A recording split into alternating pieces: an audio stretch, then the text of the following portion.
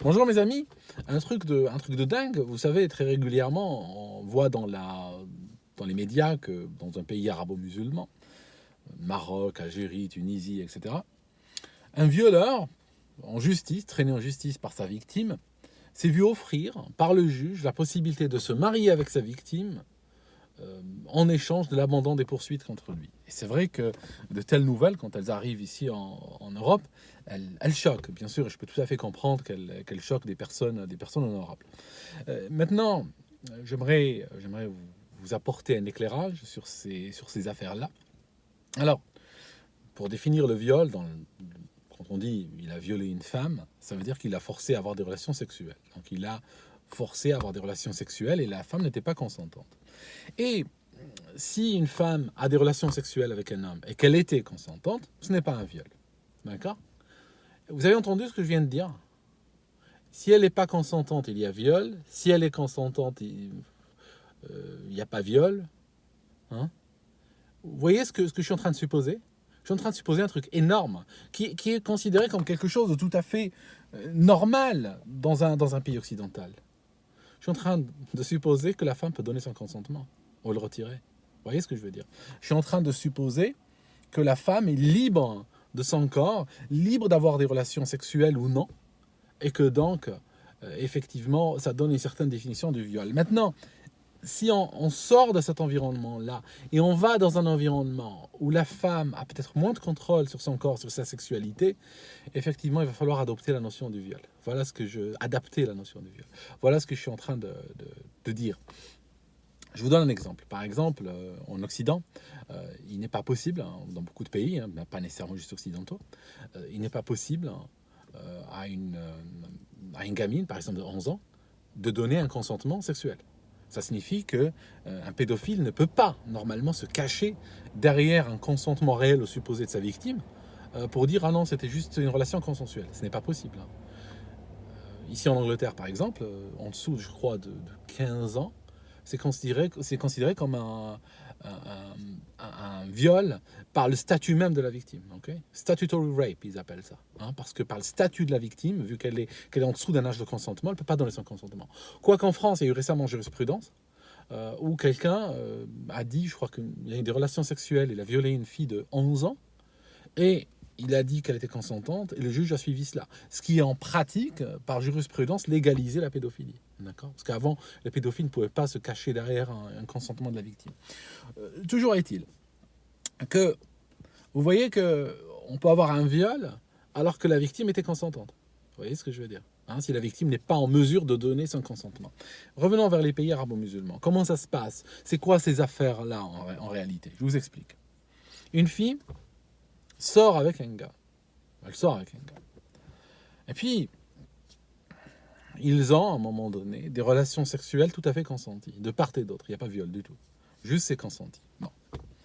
Maintenant, moyennant cela, des problèmes classiques peuvent arriver. Soit, par exemple, la fille tombe enceinte, ou bien la fille n'est plus vierge, hein, ça peut arriver aussi. Et en général, beaucoup de, beaucoup de femmes, la majorité, sont très conscientes de ce problème de virginité. Elles savent bien que sur le marché du mari, sa valeur tombera à pratiquement zéro si elle n'est pas vierge. Donc elles font très gaffe à cela. Néanmoins, parfois ce qui se passe, elles sont prêtes à transiger si le gars en question leur promet le mariage. C'est ce qui se passe en général. Dit non, t'inquiète pas, je vais me marier avec toi, tu étais la femme de ma vie, etc. Enfin, les classiques. Et qu'est-ce qui se passe? À un moment donné, hein, la vie étant ce qu'elle est, à un moment donné, le mec la laisse tomber. Ça peut arriver. Le gars la laisse tomber, il dit bon, ça m'intéresse plus. Il va avec une autre, ou je sais pas, ou il part étudier dans une autre ville ou autre. Bon, voilà, il s'en fout, le gars. Il la laisse tomber. Elle se retrouve seule.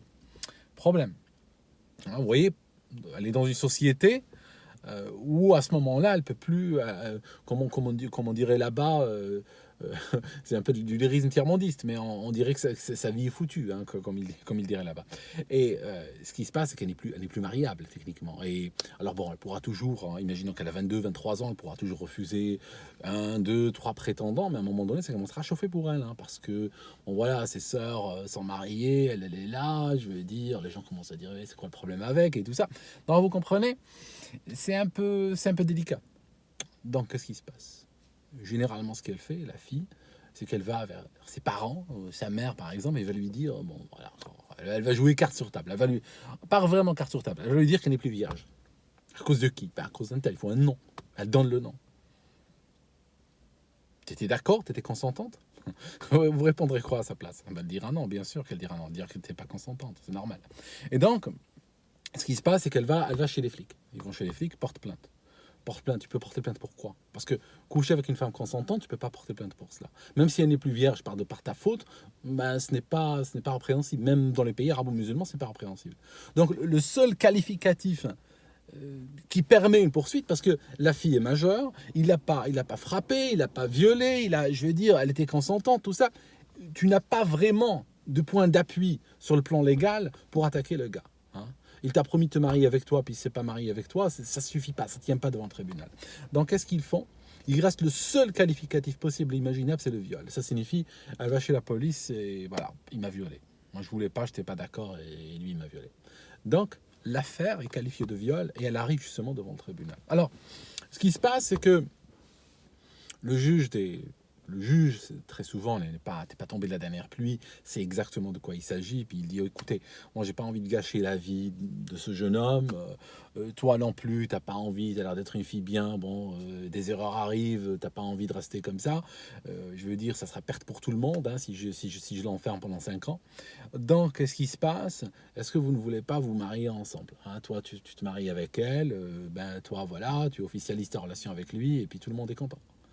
Et ce qui se passe, c'est que parfois, enfin même pas parfois, pratiquement toujours, le gars dit bon d'accord, je vais me marier avec elle. Et en fait, quand t'es jeune dans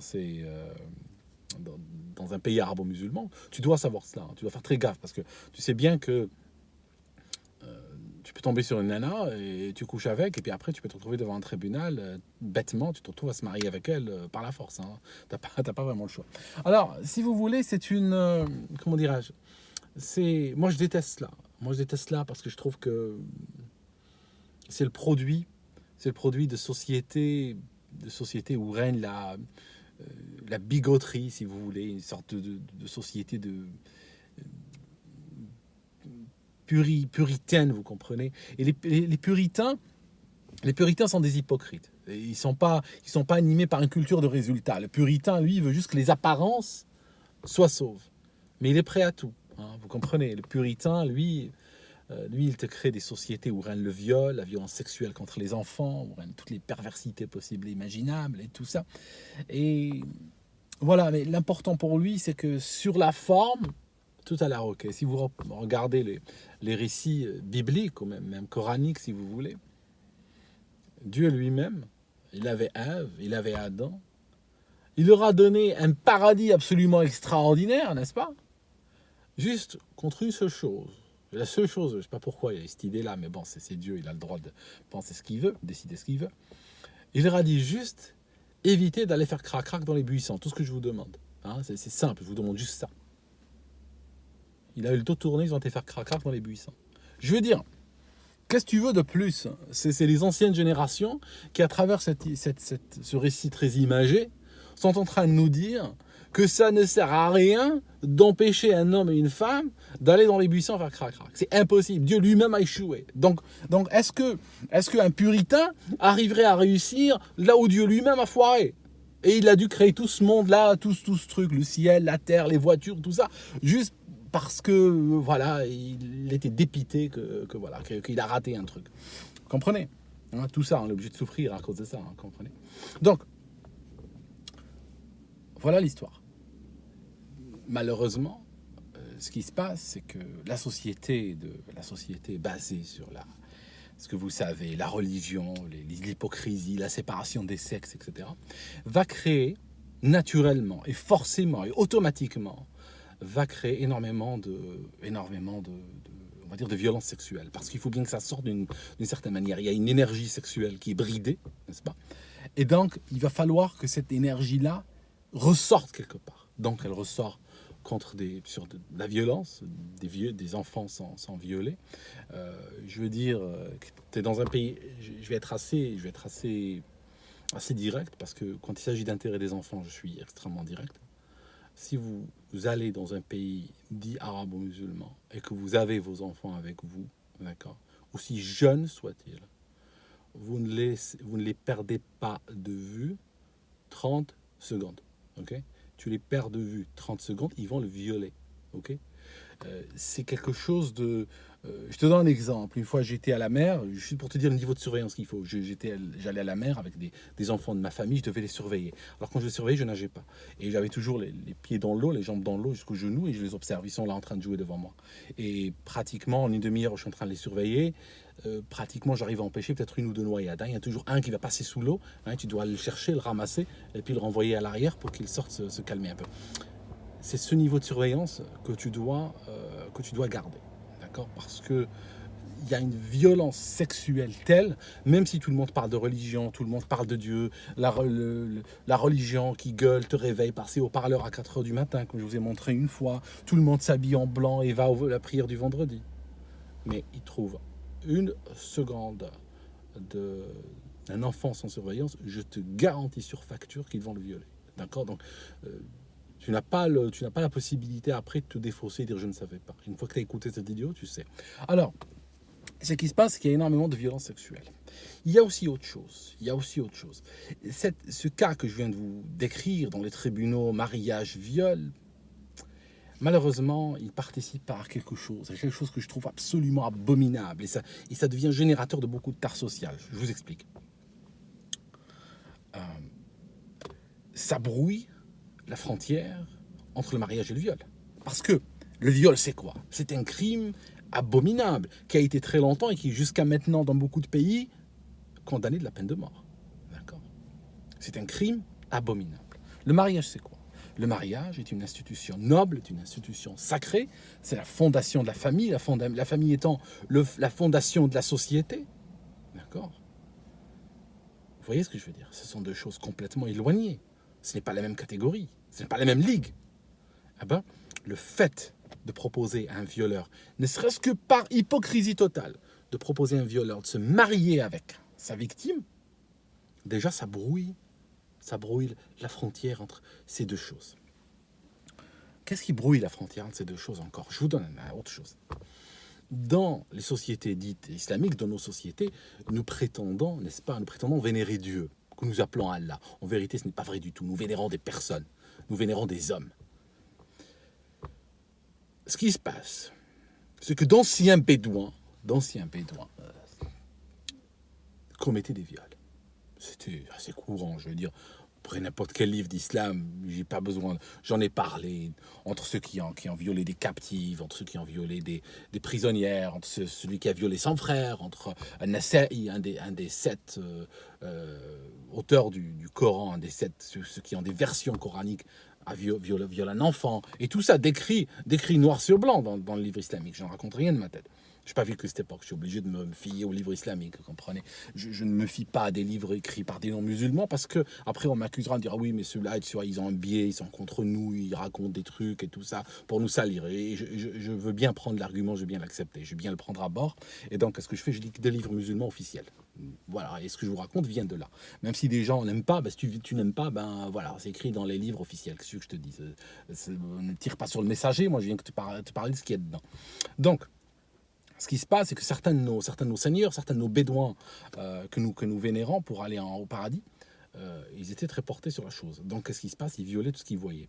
Et donc, nous, ce qu'on est obligé de faire, on ne va pas dire que, par exemple, tu prends, je ne sais pas, notre seigneur, le mercenaire de Abu Bakr, Khalid ibn al-Walid, quand par exemple, il tombait sur une tribu, il égorgeait les hommes, les brûlait vivants et violait leurs femmes. Tu ne vas pas dire qu'il violait les femmes. Notre seigneur, c'était le mercenaire d'un calife. Sachant que le calife, c'est notre pharaon, je vais dire, son mercenaire, sa cuisinière, sa prostituée sont un milliard de fois au-dessus de nous. Comme disent nos parents, la terre qui tombe de leurs pieds vaut plus que nous, n'est-ce pas? Donc, on ne va pas dire que notre Seigneur est en train de violer une nana. On ne peut pas dire cela. Donc, qu'est-ce qu'on dit? C'est marié avec elle, voilà ce qu'on dit. Donc, on te dit que Khalid ibn al-Walid a égorgé Abu Nuwayra, par exemple. Il a coupé sa tête, il l'a mise au feu à brûler, et il s'est marié avec sa femme. Et qu'est-ce qu'on fait encore? On vient brouiller encore une fois. La frontière entre le noble, entre le saint, entre l'institution fondatrice d'une société. Et quoi encore? Avec quoi? On vient brouiller cela avec le viol, avec un crime abominable. Voilà, et on continue sur cette voie-là, vous comprenez? Et c'est ça, c'est comme ça que s'attacher à des personnes sans scrupules ayant vécu il y a longtemps, c'est clair qu'on va irriter l'état social, parce que voilà ce qu'on met dans la tête de nos enfants, vous comprenez ce que je veux dire? C'est ça. Mais bon, l'important c'est que les apparences soient sauf. C'est une question d'hypocrisie, quoi, c'est tout. Voilà. Je vous laisse mes amis, et je reviens vers vous un autre jour.